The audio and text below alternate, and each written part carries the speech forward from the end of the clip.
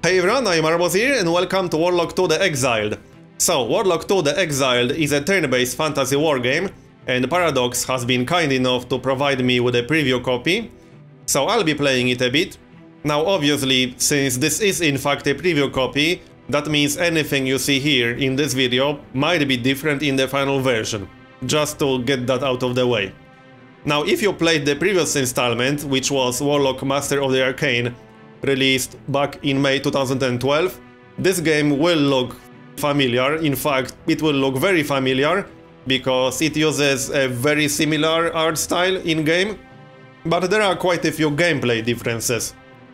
Now, the game once released will have multiplayer, modding support, campaign, individual maps and all that good stuff, but this is in fact a preview version, so I can't show all of that, because not all of that is actually in.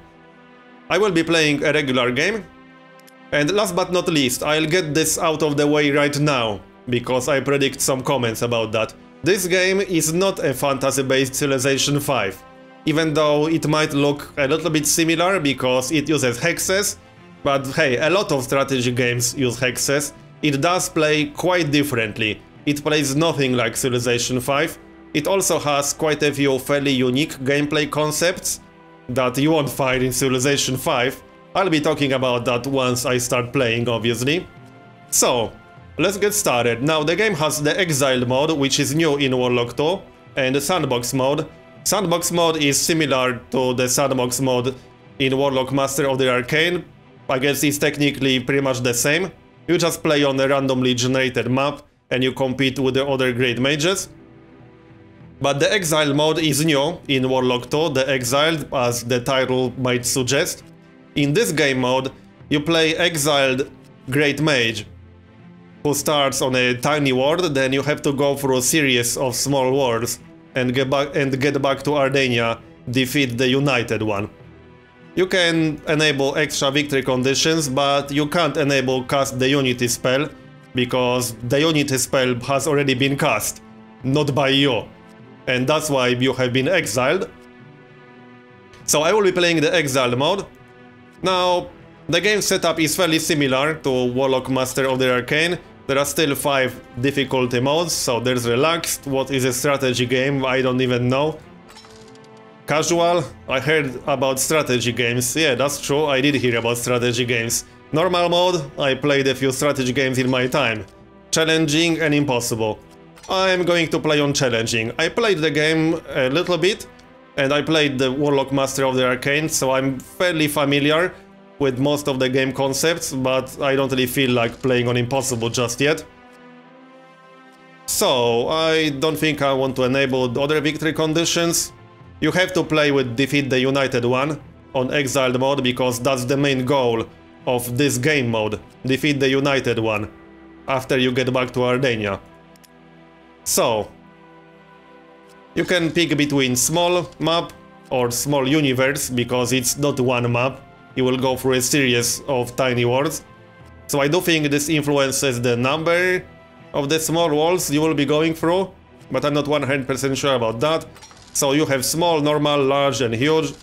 I'm going to play on normal in this preview. You can go for more great mages than the default is. So the default is 1 on small, 2 on medium, 3 on large and 4 on huge, but you can increase that number by 1. And next, you can pick your mage, your great mage. You can pick through one of the available templates, but you can also customize your character. That's what I'm going to do. And that also means I can show you how many races there are in the game. I can show you the perks. So you can pick your color if you like. I'm fine with orange. You can pick the race that you'll be starting with. There are 6 races you can play as a human player. There are Arethi elves, there are humans, monsters. These are the races that were also available in Warlock Master of the Arcane. There are Plain Striders, Svarts, and Undead. I don't remember seeing Svarts in Warlock Master of the Arcane, so I'll be playing with that. And you can modify your Great Mage. So I have 10 perks, or 10 points, and I can spend them between any of these. Now on the right side you have spells that you can normally research. So what you can do instead is spend your perks to actually have these spells available right from the start. You can also get extra favor with a specific god.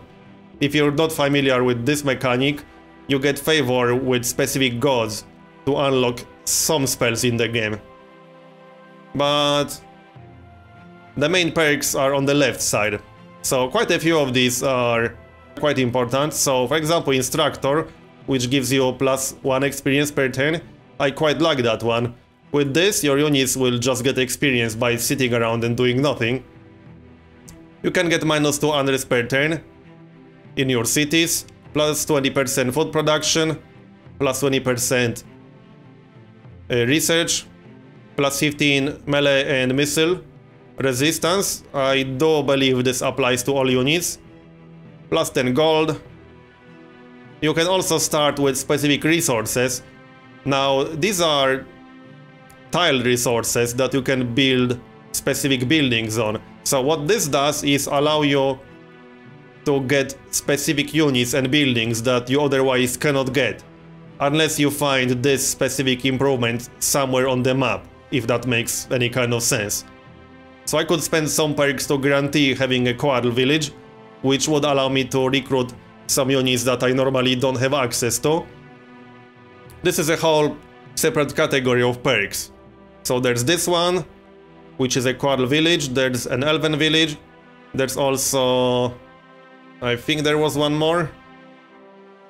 Actually, I think that's it. You can also get +100 mana. You can get +2 optimal number of cities. This is one of the main differences between Warlock 2 the Exiled and Warlock Master of the Arcane. You have an optimal number of cities, which is a number you can raise through research. And you can also raise it by picking this perk. It's not too hard to raise. I do think you start with 5. So 5 is your optimal number of cities at the start. Then you can raise that number through research. You can also create special cities that don't count towards the limit, but I'll be talking about that once we actually start playing. Now this is one of the better perks as well. +20% casting speed, +20% mana, that's to be expected, +10% unit power. I do believe this applies to all units. I already covered this one. +3 flat research. And I think I covered everything now. Now, as I said, these are spells you can research in the game, unless you go for favor. I don't think I want favor with any specific god. I'm going to pick Instructor because I quite like the experience. I might pick Archmage. And I can also grab the quadrille village. Alright, that seems good enough to me. I could also grab +100 mana, but I'd rather have the quadrille village. So, let's get started then. That's character or great mage creation done. Okay, so, when you first start in the Exiled mode, you start on your own small world. That's the one, Bridgeland. This is my Outland world that I start on. I'm alone on this world, or there are monsters, but you won't find another great mage on your own starting world. And the goal of the game is to go through all of these unknown worlds to reach Ardenia and Ainadra, which is the mirror world.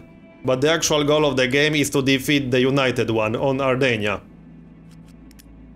So that's what you have to do. You can also defeat other great mages if that victory condition is enabled. Let's get started. Now, this starting world is usually quite tiny. I don't expect a lot of space for extra cities around here. The first goal is to actually find the portal. Now, let's have a look at the city. I will talk about cities a little bit.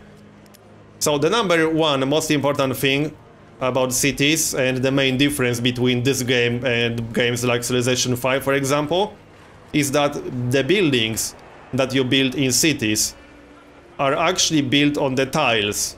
So this is a farm on this specific tile, this is a market on this tile, and this is a prospector's guild, which allows me to recruit some units.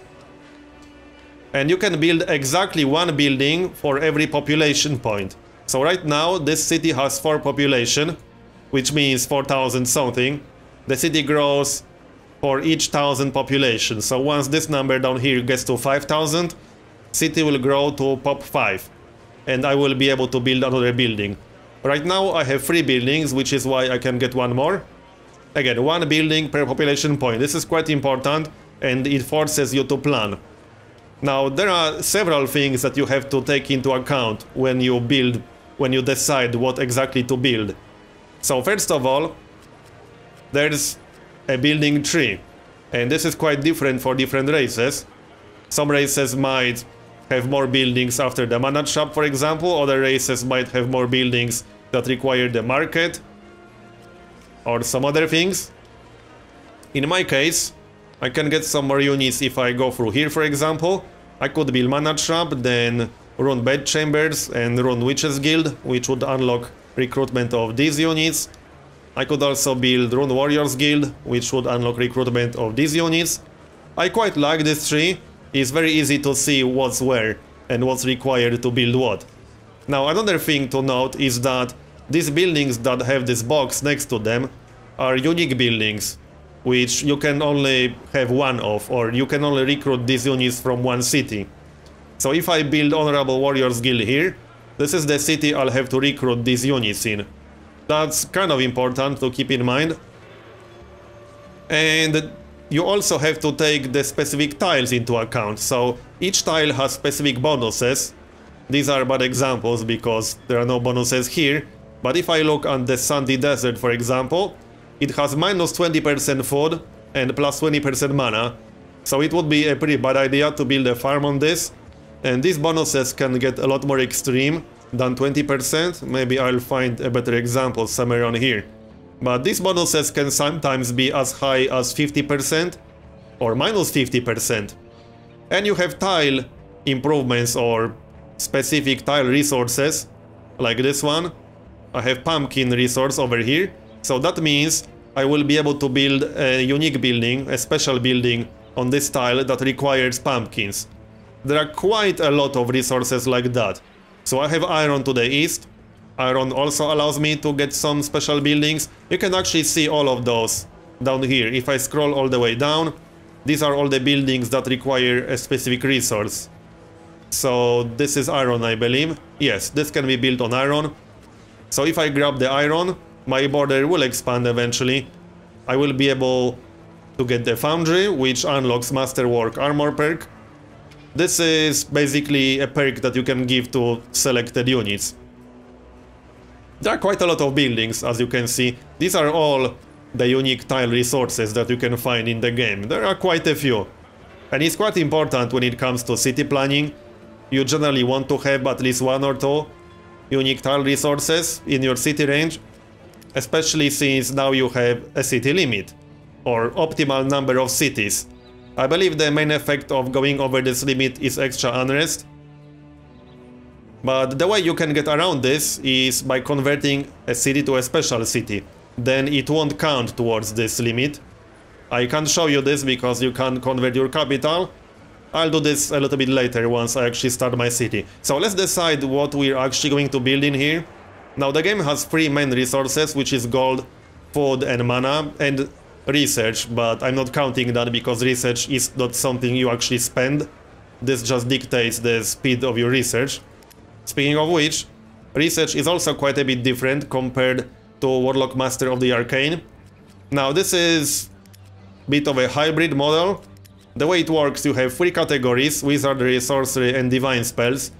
Divine Spells is a god category, so to speak. So all these spells require you to have favor with specific gods, which is why I can't research them yet. You can get favor with gods by converting city to a special city, for example. So that's one way I can do it. I will be talking about gods a little bit later.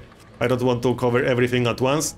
So the way this tree works is that in order to progress to the next group, because these categories are divided into groups. This is a group in Wizardry, Tier 1 if you want to call it that. This is Tier 2 in Wizardry, Tier 3, Tier 4 and so on. It goes up to Tier 5. And if you want to move to Tier 2, you have to research at least 4 spells from this.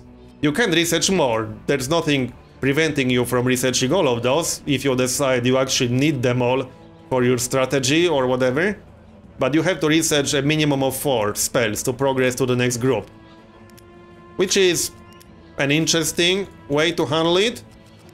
There are quite a few interesting decisions that you have to make. So, for example, if I want to go to tier 2 in Wizardry, because there's something that I want specifically, like Baronate Domain Management, which increases your optimal number of cities, then I could go for this cheapest or fastest to research spells, like Lesser Fireball, Melee Resistance, and then Magic Eye and Range Resistance. Then I could move on to the next group very fast. I could do the same in Sorcery, grab these 3 spells that only require 3, 3 and 4 turns, then grab Lesser Reconstruction, and move on to tier 2. Or I could go for the more powerful spells in Wizardry, like the Firestorm, which does damage to target Hex and all the tiles around it. Anyway, I'll start from Lesser Heal actually. I do like having some heals available. They can be quite useful, they can save your units. So let's decide our building. I already talked about buildings. So this is actually kind of an important decision. I think I would like to unlock some units. So the easiest way to do that seems to be through Rune Warriors Guild, which will unlock Rune Warriors. And Rune Forewoman, which actually has some interesting abilities. Rune of Earth, Rune of Fire. I can't actually right-click on this. You usually can right-click on units, so I can't check the details of these spells. I do believe Lava Stone is a nuke with 2 tile range. Okay, let's grab Mana Trap then. You can actually click on the building on this tree, which is kind of nice. You don't have to get out of here and find the building on this list on the left side. You can just click on it right here. Now, I can only build it on one of these 2 tiles, because my border didn't expand to the Sandy Desert yet. But I'm going to do that. I could just build Honorable Warriors Guild instead and get Mana Trap on the Sandy Desert later. These are all the decisions you have to consider, and there's one more factor that you have to consider. The actual buildings that you get on these tiles also count as roads, so they speed up your movement significantly. Especially since in Warlock 2, your units actually need to have enough movement points left to enter tiles that cost more than 1 base point of movement. So for example, Jungle costs 2 movement points, and you actually need to have 2 movement points left to enter Jungle tile, which is a little bit different than other games handle it. So you have to consider all these things. Which buildings do you want? Which bonuses these specific tiles have? Do you want faster movement, because buildings act as roads and all that stuff? I'm going to grab Honorable Warriors Guild. That will unlock Elite Guards and Honorable Warriors. Sounds good to me. And I'll grab it on top of the jungle, just in case the portal is to the southwest. Right now my priority is find the portal. That's kind of important. It will be somewhere close to your capital, because this world is really tiny, as you will find out. Anyway, one more thing to mention is that in Warlock 2 you can actually build buildings and train units at the same time. So I don't have to wait for this Honorable Warriors Guild to finish to train my Prospector. I can train my Prospector right away. And Prospectors actually have a spell. I can summon a unit of crows to the selected hex. That's nice. These are my unit stats. So they have a Stoneheart ability, which gives them plus 15 melee and plus 10 missile resist. And they are a supporting unit, which means that if you have a melee unit, like this one for example, and then I set up my Prospector behind him or on a tile adjacent to him, and an enemy unit attacks my Honorable Warrior, the supporting unit will fire at the attacker. This is something that's really important in combat in Warlock 2. You can really shoot yourself in the foot by attacking units that have a lot of supporting units or very strong supporting units. It's something you really have to pay attention to. So that's all I can do on this turn. Let's actually end this turn and continue playing. That would be useful. Yeah, this is the first quest that you always get on Exiled mode. This just involves finding the portal to the next world, which we will hopefully find. These are monsters right here, so we will take care of that. Another thing I really like, one of the small things that I like about Warlock 2 is that you can change unit animation speed. So if you feel like your units are just moving way too slow, I can change it like this, and the animations will be very fast. I like playing strategy games with a very fast pace, as you might know if you watch my other videos. So I quite like this option. The slowest animation speed is just so slow. It felt way too slow for me after 5 minutes in the game, so I'm quite happy that you can speed it up. You can also left click to completely skip the animation, which is nice. So if you don't like animations at all, you can just skip them all by left clicking as soon as the animation starts. So, that's that cam gone. Let's explore to the northwest. I need to find that portal. Heals. Plus 20% food production. Oh yeah, this is iron resource. Okay, nice. Well, Ratman. Okay, let's attack that guy then. I can fire at this guy. Let's move towards that one then. And there's the portal, I think. Yep, Mad Mages. So you try to cross the bridge, but a band of Mad Mages suddenly appears. They say, you shall not need... pass. I recognize this. The Mad Mages attack. Give them a bag of gold. I don't have 100 gold. Frighten the Mad Mages with the illusion of huge monster. I don't have 50 mana. I can just fight them, which is my only real option, unless I want to wait. Let's just fight them. That should be fun. The Mad Mages attack. So these are Mad Mages. They have 17 attack, elemental magic, and 22 hit points. They have 0 resists in everything except life magic. That shouldn't be too hard to deal with, hopefully. Let's attack them right away. I don't have a spell yet, but I will finish my healing research. I might actually use that. Oh, okay, now, since my city grew to population 5, I can actually recruit settlers now. You can only recruit settlers in cities that have population 5 or higher. I will probably settle towards the portal, or I don't even have to do that, because the portal is literally 4 tiles away from my capital. Okay, I might want to be careful with these mages. They are, in fact, quite mad. I don't want to fight this. Now, since I didn't have 2 movement points, I wasn't able to enter the barren forest, because that requires 2 movement points and I only had 1. I might want to back up now. I'll just handle these mages with a fireball or something. I can research lesser fireball in 3 turns, that will definitely help. Then my healing spell will help. Okay, now I can build a Quaddle house because my border expanded. Then I have a Quaddle village because that was my perk. There it is. And that will unlock Quaddle spears and House of Secrets. I'm not sure what that is. I can probably find it down here. Oh yeah, that unlocks more units. Okay, let's grab that then. There we go. Alright, now I have some more choices. I can recruit Prospectors or Honorable Warriors. They both cost 2 gold and 1 food in upkeep. I'm actually losing food right now, which means I don't really want to recruit anything. Yep. I'm actually starving right now, so I won't be recruiting more. I might want to build a farm once I can. Or I can just start a city which will be focused on food. That's also not a bad idea. Let's heal this guy up, because I don't want to wait that long. I'll just take care of this Ratman before I go handle the Mad Mage. I'll keep playing with very fast animations. Alright. And I got an upgrade, so as you get experience on your units, you can get perks, which eventually increase your power quite significantly, especially in case of stronger higher tier units. Right now I have a choice between defense bonus on rugged terrain, plus 25 missile resistance, or plus 20% missile damage. I think I'll go for damage. That's always useful, especially on a ranged unit. Okay. So, I can't actually attack him with my melee guy, but I can fire. And I got another promotion. So plus 20% missile damage. Now I have 11 ranged attack. This is just a basic unit, so I don't expect it to be super strong.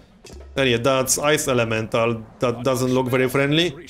Bit of a low attack strength, so I should be able to handle that.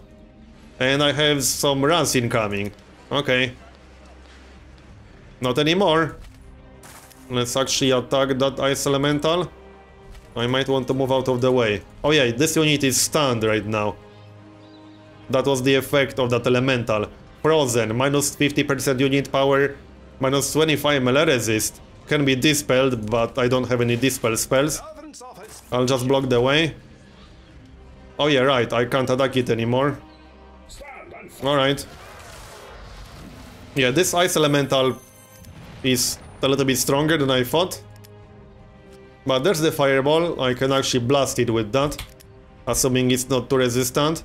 0 elemental magic resist. This will do 5 elemental magic. What's this? Rogues, 3 Rogues Guild, okay. Oh yeah, I need to loot this Ratman Hall. That seems useful. Research is done. Now, as I said, I can move to the next tier of Wizardry and Sorcery once I research for spells. I quite like having good healing, so I might go for Fertile Lands and then healing. Fertile Lands is a terraforming spell, which allows you to actually change tiles. In this case, the target tile and the surrounding ones is turned into fertile lands. This can be quite useful, but you need to be careful because this actually removes some of the special resources, or not resources, but some of the special terrain types that give you nice bonuses at times. So, plus 30 melee resist or damage. Let's go for resist. This is a mid-shield unit. So, Quaddle Spears, what do they require? 2 gold and 2 food, okay. I don't really have too much food right now, so I'll have to pass on that. Not all units require food. There are quite a lot of unit types that only require mana and gold, for example, and not food. I do believe I have some units that don't require food a little bit later, once I get the required buildings. Okay, let's do some healing, like so. Now I can move... Oh yeah, this is still stunned. That's not good. So much for this guy? No? Okay. And turn. I will go for the portal and I will handle that Mad Mage, but I want to handle this first. Well, that elemental should die right now. Okay, nice. And I can load the Rogues Guild and the Ratman Hall. It's actually pretty easy to miss some of these buildings that are lootable. Oh yeah, this guy is still stunned, in fact.